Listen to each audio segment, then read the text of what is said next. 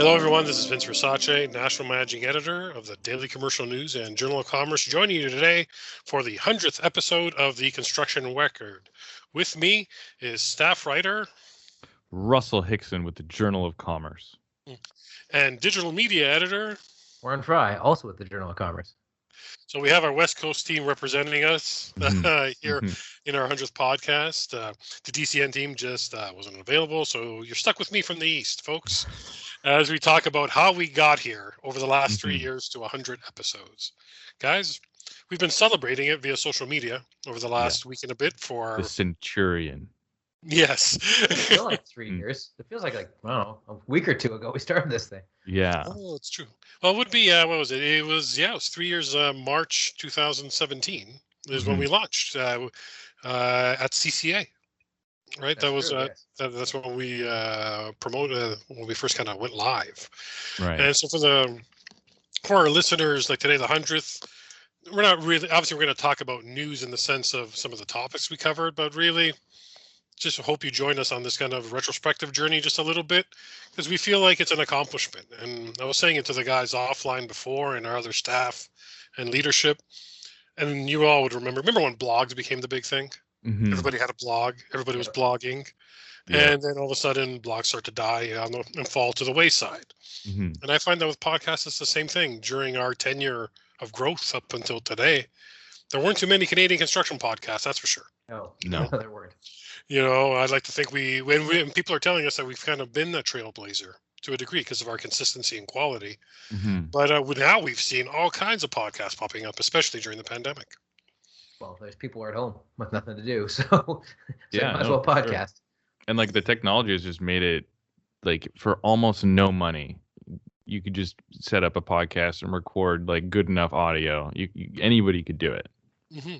But strangely enough, celebrities are what drive. Like maybe a year ago, Conan O'Brien decided to do a podcast, or several of them. So people were like, "Wow, what are podcasts?" I'm like, well, they've been around for over 10 years. Okay, just because Conan's doing it, which I'm sure is good, but come on. Well, no, yeah, and it's interesting talking to a couple of folks as we line up our guests for 2021. We're looking to do CrossPods, monthly CrossPods, and 3 of the podcasts that I've been talking to over the last month. They said they saw such a huge uptick in their podcast downloads and follows since March, since the pandemic started. Really? And as we were discussing, this potential CrossPod, it's like, well, what do you think? And I think we both all kind of came to an agreement. It's people wanted to latch onto something, especially like even if they're construction podcasts, if they weren't working or not in the field, because at the beginning, a lot of things were getting shut down, people still wanted to hear the conversation and the latest. Well, I think a lot of those networking events, a lot of the places where people normally have these conversations, where they're normally doing that, it's radically changed, right? And so I think podcast is one of those ways that people can feel connected with like the issues and what's going on, and listen to some of that thought leadership that they normally might get at some of these conferences. Although some of these conferences and things are definitely catching up, and they've rapidly adapted too. Mm-hmm. Warren, you're familiar with the podcast world outside of the construction record world. And I always remember when we started to do the groundwork for this, and I talked to you, it's like, and I was totally a newbie to this. Mm-hmm. And I asked you, like, what should I keep in mind as we start to do this? And you said patience. I remember patience, and like patience and building a body of work. I remember you used that word, that phrase. So I ask you both now, what do you guys think of our body of work? 100 episodes in. I think we've done okay. I think your CrossPods haven't hurt for one thing. But I was also looking back. I can't find the name of the guy who I interviewed. But when we would go to conferences, it was a perfect testing ground for this stuff. We just interview people, and we'd use it for stories, and we use it for podcasts as well. And so some of my favorite interviews came from that, and just talking to people on the ground and then putting it in the podcast. And then them tuning in to hear themselves and to spread the word, mostly with association stuff. Well, I think it started off as being like, what I saw it was just like kind of a repurposing of all the content we already had in the paper. It's like, oh, what do we got in the paper? What can we talk about? Oh, maybe we interviewed somebody. Maybe we can also use that for this. And now it's turned into kind of, there's content that we produce exclusively for the podcast. That is, it's its own product, rather than just like a way to repurpose other stories and things where it's like I get excited. I'm like, oh man, there's this project I'm doing, and it's like specifically tailored for the podcast. Mm-hmm. Oh, your hero work episode, your recent hero work episode, that was great. Yeah, it was the opposite in that case, where it's like any other piece of content that I got from it was like after the fact, because the main thing of it was, producing it for the podcast. Mm-hmm. No, I like it. I remember when we had those initial discussions, it was about giving a voice to the written word that was being, that we were driving.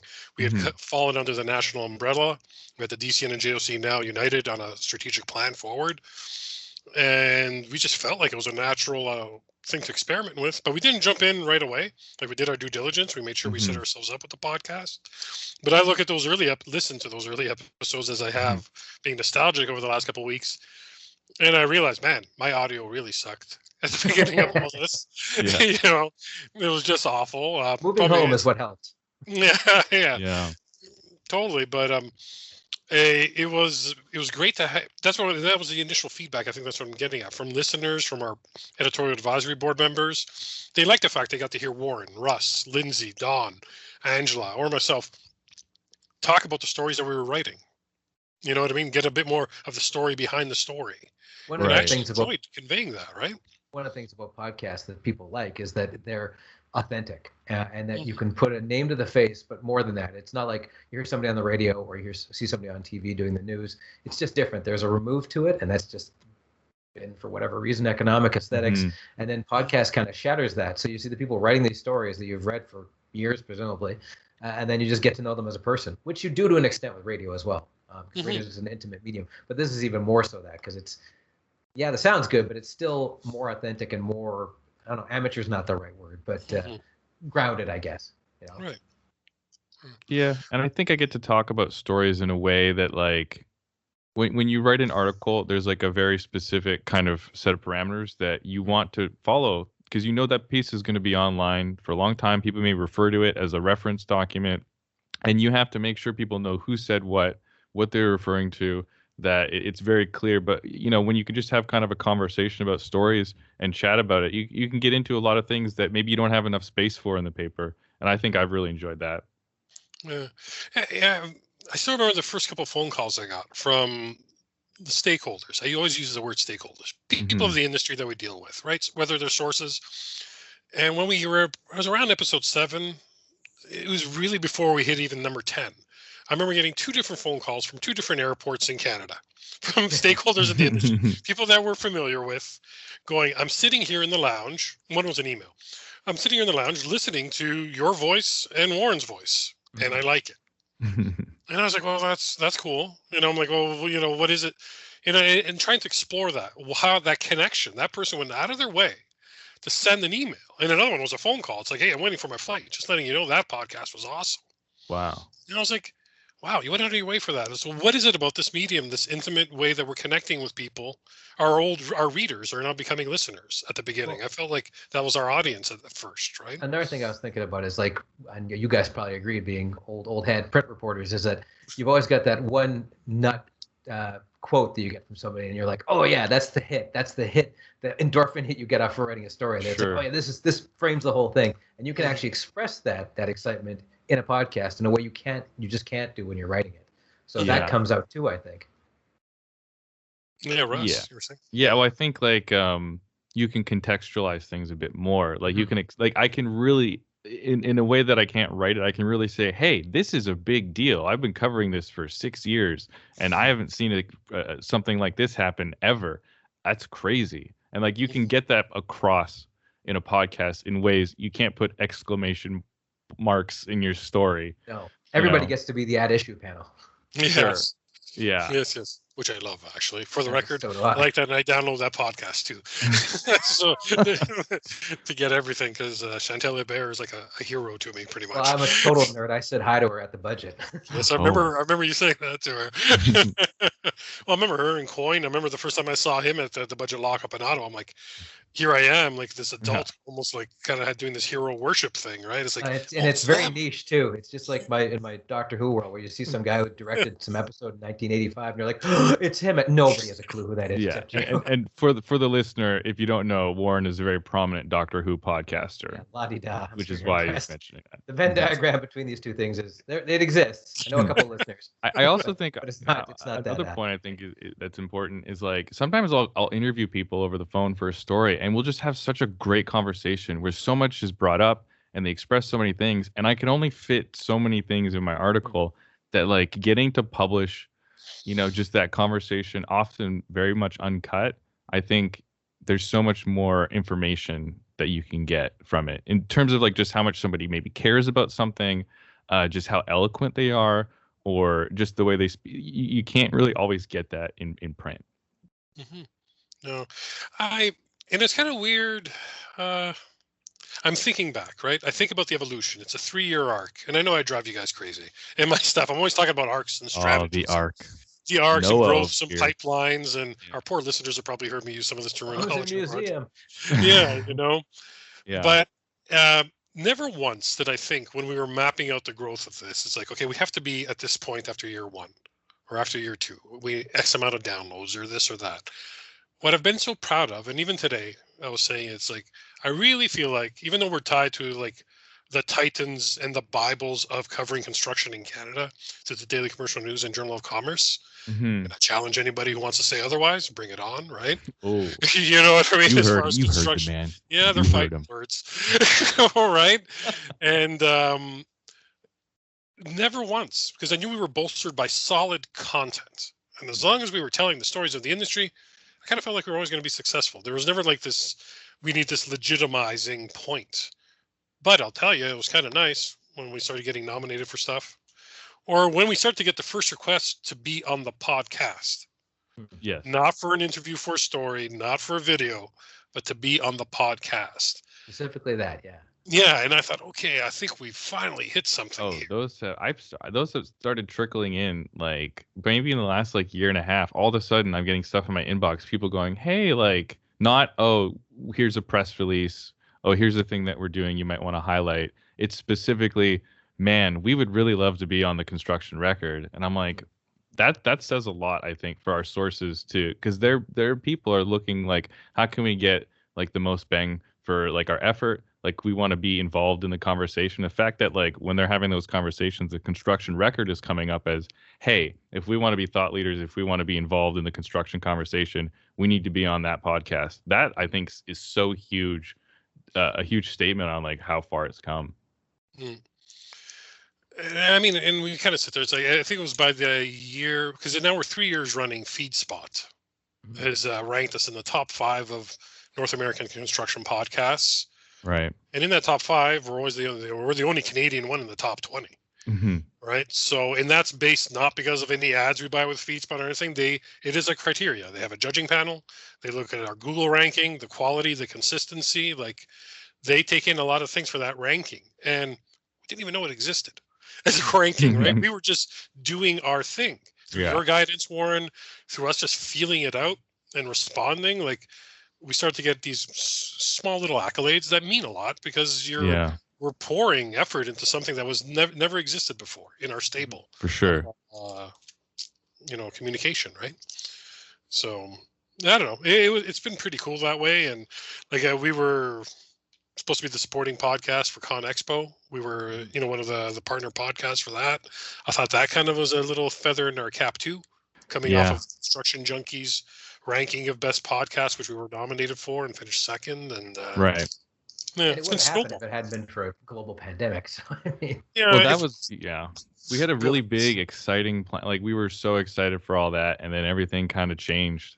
And I think nobody's fault except the viruses. Exactly. But there was an organic growth. So like when I was mentioning, like talking to those other podcasts around potential CrossPods, they're like, some of them have said they've seen an uptick since the pandemic. We've seen a steady increase, but our increase started October of last year as we were doing the lead up to Con Expo. That started to expose us to a lot more things.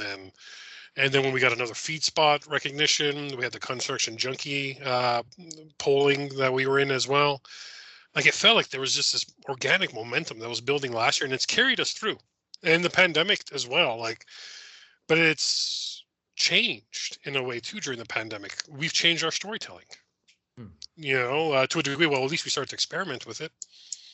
Yeah. Mm-hmm.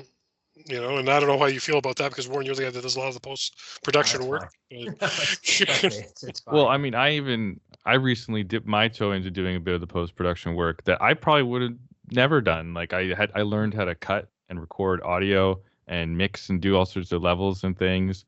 And I don't know, the pandemic, I think, really pushed me to do that. And like, I don't know, I've been a print journalist my whole life, and to try and tell a story in audio and cut things together was a big stretch for me, and it was really challenging, but I think I really enjoyed it. And you know, that's the podcast really pushed me to do something like that. I came at it from the other direction. Like, I've done a bunch of print too, but I also started in TV, and so I got to use a lot of the stuff I hadn't used for a long time. Right. Or at least not in a professional capacity. So yeah, it was kind of cool to be able to do that with work. Mm-hmm.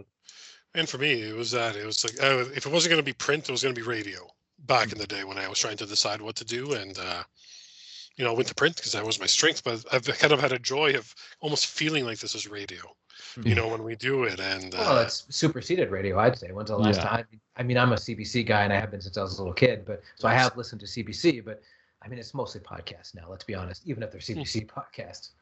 Yeah. You know, and during the pandemic, we are I don't know, I think it would have happened without it. We were starting to get those requests. Yeah. Like, I want to be on the podcast.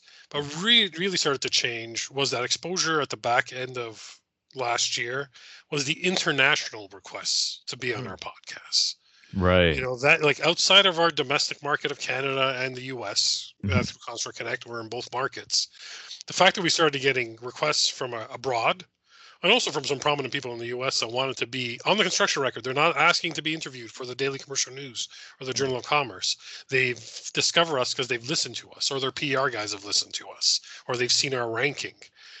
That felt like it's been great to boast about internally with our executive and our leadership. It's like, look, this product that we started really at a grassroots level has taken off.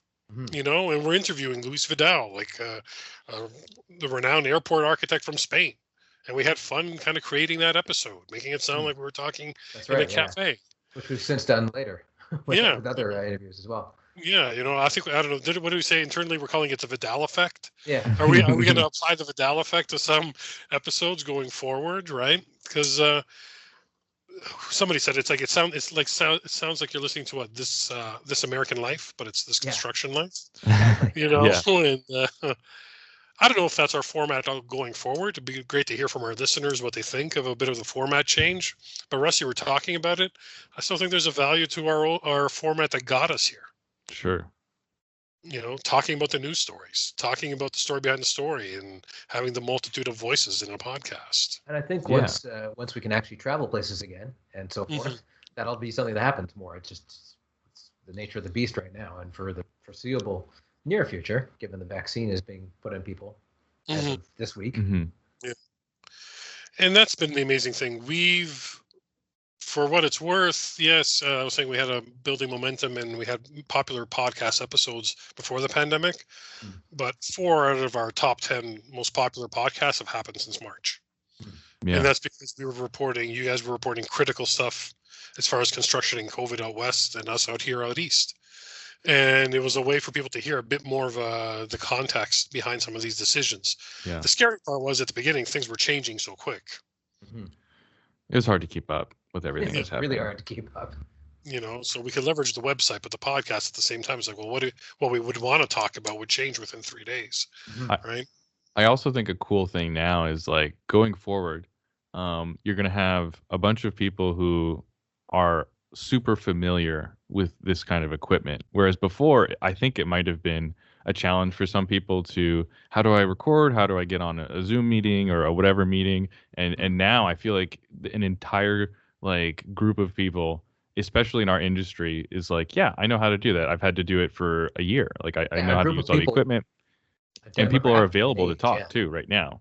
An age of people that generally wouldn't have anything to do with it.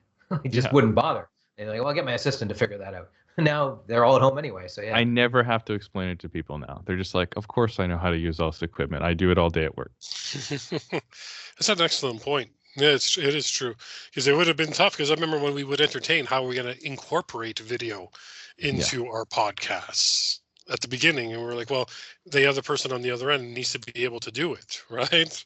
Which was a dicey proposition at first, and now it isn't. Yeah, I had no idea sometimes. I was like, I have to interview somebody. How do I record this call with them? How am I going to explain it? It's like, it was a huge logistical. Now everyone's like, of course I have Teams. Of course I have all this stuff. It makes it so much, the barrier to entry is a lot lower now, I think. Mm-hmm. Where do you guys want to go with the podcast? I guess maybe that's what we can tell the listeners. What do you think about the future, like the next year ahead? What would you kind of want to bring to our subscribers and listeners? I definitely think more of the CrossPods, but I'm also looking forward to eventually, when we can get on a plane, getting a whole bunch of content from various events, when and if that happens. Right. Because it was a great source of content, and it's something that, I think is of value. It just isn't in the equation right now. Mm-hmm. How about you, Russ? I think for me, like, the natural thing that I really want to do is use audio in more creative ways and use that to tell stories. And it'll be easier once we can get out more. But it's like, rather than seeing a podcast and audio as a restriction, it just opens up so many other things that I can do. I can go to a job site, hopefully in the future, and record audio of work happening and interview someone. You can get a sense and like a sensory experience of what's happening. And, we can go to events and record stuff like that. And, if we talk about something, we can cut in audio of what it sounds like, or someone on TV saying something. So I think it opens up a bunch of fun storytelling things that I'm really excited about, and I want to push myself to explore. I know for me, like, part of the accomplishment and the pride that comes with the construction record is that we created it during a time when we were transitioning our two print products away from print. The Journal of Commerce and the Daily Commercial News was all part of our digital roadmap, preparing ourselves for the future, right? And the construction record's been here to kind of help with those transitions in a way, and almost like a validation for some of that change too. Like, we recognize the way our news is being consumed is changing, and the podcast is part of that. And now it's becoming its own strong entity. At some point, who knows? It may have to be its own team. Like, we're a subset of a news team. The three voices we have here combined, and also the other folks that help support us too, Don and Angela and Lindsay, right? Imagine getting to that point where you actually have an actual pod team. What would happen there? And that's why I'm excited about the experimentation and the things that you guys just talked about. The stuff, experimentation around CrossPods, the storytelling. I like it. I like trying to experiment with the way we can tell stories differently, and maybe, like, we've tightened up our episodes. Like, this one's probably going to be a little longer than usual, recently. But I remember at the beginning how long our episodes were to what they are now, right? Man. They're not these epic productions. You know what I mean? We can get in and out. For sure. So, and I always felt for you, Warren, because you had to edit a lot of audio. That's my gig, man. It's not a big deal. I've tried to start doing a little bit of that work for Warren now, so he doesn't get a behemoth file. Yeah, right. But that's what excites me for the future, is that the CrossPods excite me too.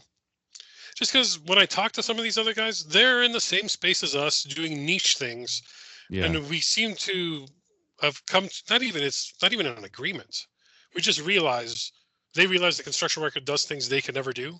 But also, when I talk to them, I realize they're doing things, even though they're reporting on doing podcasts about construction.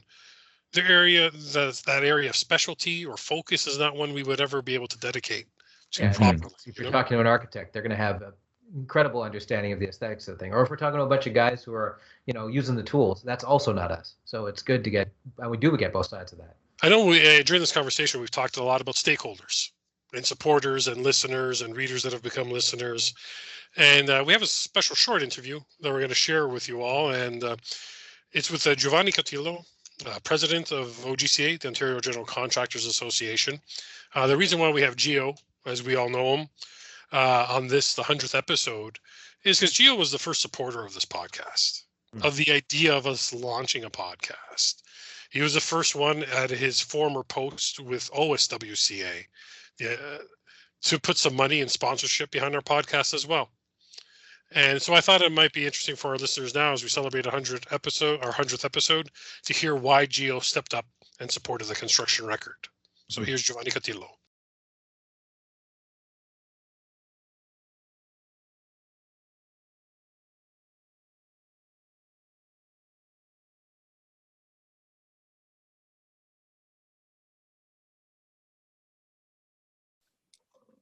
Hello, everyone. This is Vince Versace, National Managing Editor of the Daily Commercial News and Journal of Commerce, joining you today with a special podcast chat with Giovanni Cautillo, President of the Ontario General Contractors Association. Gio, say hello to the listeners. Hello, listeners. How is everyone?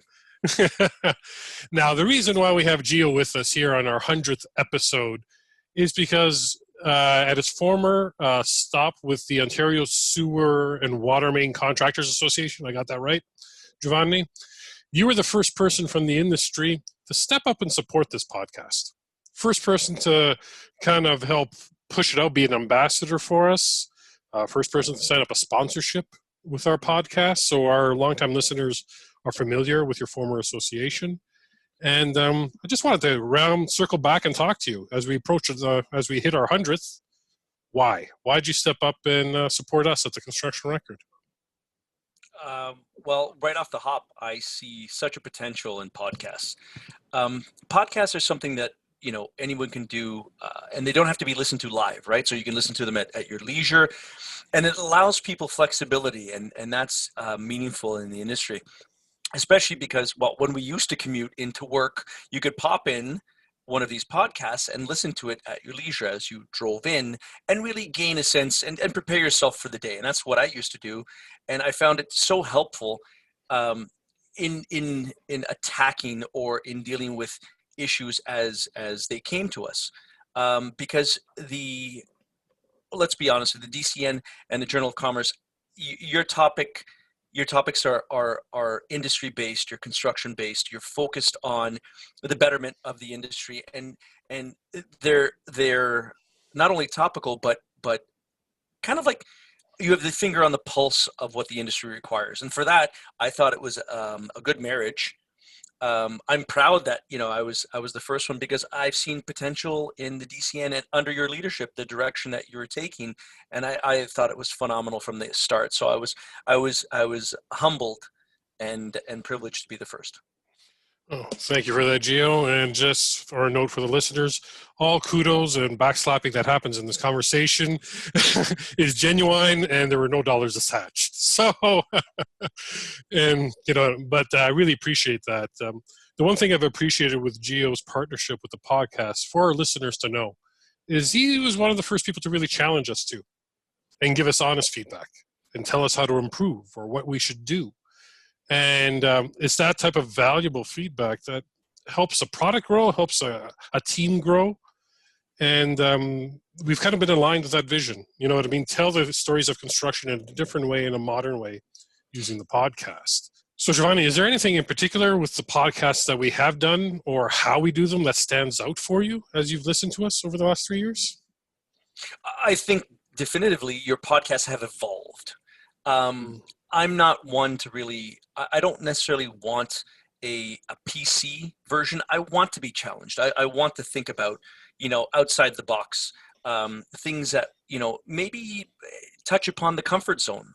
That's how you grow, right? And now I can't tell you definitively, is there one podcast that really stands out in my mind, because you've had bits and pieces that you could extrapolate from every podcast. I like the fact that you go national. You talk to Warren out in BC, and he comes in and he says, well, this is happening in BC, and you correlate it to what's happening in Ontario. And we see that there's a connectivity amongst construction nationally. And that makes you think, because, I sit on the CCA as well, Canadian Construction Association, for those of you that don't know, and the local construction associations are constantly talking about commonality and how we can fix things. And I think the DCN does a very good job in kind of threading that or linking that together. And so the reason I'm always challenging you is dig deeper, get to the heart of the matter, and don't be PC about it. And I know that the DCN hasn't been afraid to tackle the hard issues, the ones that really make people slightly uncomfortable, because ultimately that leads to growth. Well, and exactly it. And as a news organization in the end, we may be a B2B publication, but through this podcast and through our pubs, you've known it. You've seen it over the years we've been associated together, right? We want to cover the industry and give it the best intel possible, the best feedback possible. And that means sometimes having uncomfortable conversations on certain topics. And I appreciate that. And I know my team appreciates your candor and support. So, well, I tend to push your team a lot as well. And but I find that the DCN and yourself under your tutelage, you're rather agnostic about relationships. You do have the relationships, but when it comes down to reporting in the news, you don't play favorites. And that's what I really appreciate. It's let's report on the story. Right. And this conversation that you and I are having, you know what? Under different circumstances, you could be challenging me on it as opposed to welcoming me on it. And I'm okay with that. And I think the industry has to as well. Mm-hmm. No, I agree. And at times, as we know, you and I both have read the studies before, like the industry when it comes to technology and innovation can quote unquote be a laggard depending on what study you read or see. And we know with this podcast, we are innovating a different kind of module and medium for it to have a conversation. And we've seen over the last 3 years, this is probably one of the bigger compliments you've given it and others have as well. And I know we're blowing, you know what I mean, kind of tooting our own horn. Sure. There's a lot more Canadian construction podcasts now than there were when we launched, because there wasn't one that was as consistent as broad as us. And I circle back, it helped having support like yours and some of the early folks, you know what I mean, that just kind of pushed us to be better. But if I may, it wasn't just the support aspect of things. Obviously, from an industry standpoint, I saw potential. But if it wasn't for the content, if you guys were flat in what you delivered, then we wouldn't be having this conversation on your 100th episode. It was because you continually pushed the envelope, because you were asking the difficult questions that, again, stimulated thought. It was something that, it wasn't the same old. And for that, I appreciated it. And that's why I thought, when it came down to the onset about being one of the first to advertise or to sponsor, it made sense because I knew you and your team. And because of that, I thought, this is an investment I'm willing to make. And with that, well, thank you so much. I hope our listeners and our readers kind of got something out of that as far as why you stepped up to support us. And here's to a couple hundred more episodes, hopefully. So for sure. Thank you, Giovanni. It's always a pleasure to talk to you. And if I could, just as a final thing to all the listeners out there and to yourself and your family, have a happy and safe holiday season and all the best to everybody. Let's hopefully come out to 2021 swimmingly, as they say, and in a very positive light. Perfect. Thank you so much, Gio. My pleasure. Take care. Take care.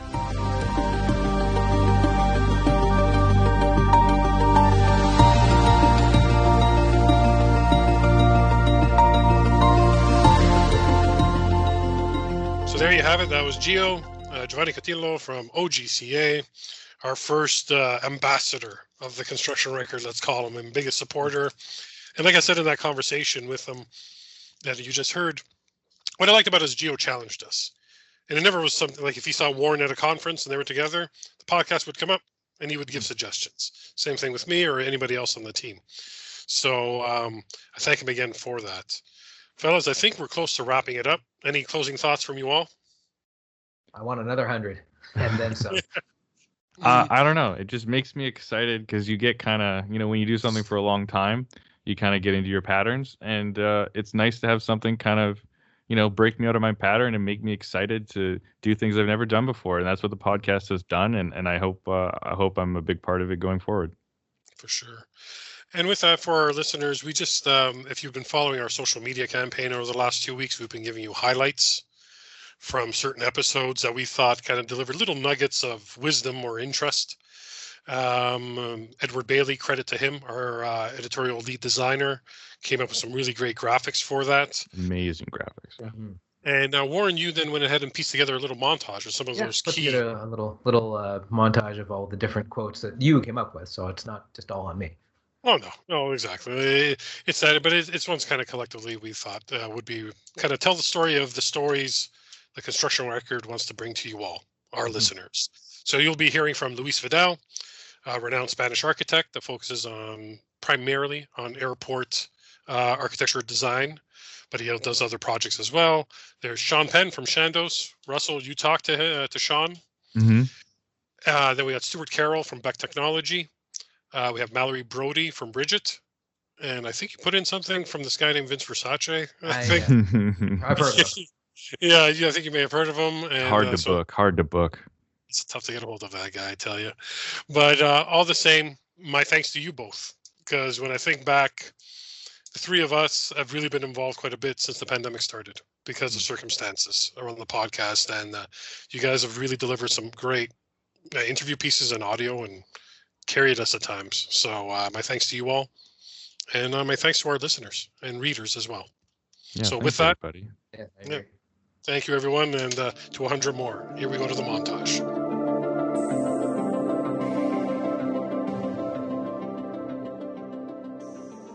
We should be looking further. What's going to happen to the next virus? What happens if the next virus doesn't travel through air or travels through water? What happens, So we cannot be just static analyzing a given problem in a given moment. We have to look at this with a much wider and long-term vision.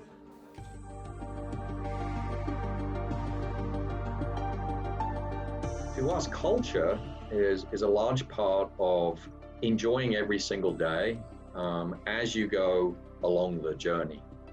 It's in our mind, it is passion, innovation, caring. They're our core values. It's bringing on people that are like-minded, are excited about where we believe we can take the industry and our impact on the industry. We use that for hiring. We use that throughout our day-to-day operations as a business. We have several rituals that we do, the way that we interact with our employees. So for us, it almost becomes our operating system. Technology moves so quickly, and construction tech has been such an interesting place to be in because I think it's really evolved in terms of the way partnerships work in the industry. So initially, everyone was really, working very individually in silos at separate companies. Mm-hmm. And I think we've all realized that, we can bring the industry along so much faster if we are forming partnerships. And so, we're a partner with Procore. We have partnerships with some of the other companies in the space as well. And ultimately, it's better if we can all, focus on certain areas and be the absolute best and really deliver on a great customer experience for, the specific products we currently offer. And it's okay for other companies to do some things that you don't do, just to try and eliminate the overlap. So yeah, we've had, an excellent experience working with some different partners. And I think it will ultimately allow the construction industry to innovate and move that much faster and go through this digital transformation process that much faster if we're all working together. This podcast is one of the shining examples of our future, which is now. Leadership was a big question on my mind while I did this trip. It was actually a question I asked everybody that I visited pretty much on their thoughts of leadership, because you get to see leadership in a lot of different ways. It's easy to think leadership is just, the top person who's in charge, but we believe everybody's a leader, and we focus a lot on our organizations. So what I was able to do was have numerous conversations and get a lot of other people's perspectives at it, and seeing how everybody's role was to lead through this, especially during, COVID. Everybody had to step up their game and help each other and lead through different circumstances.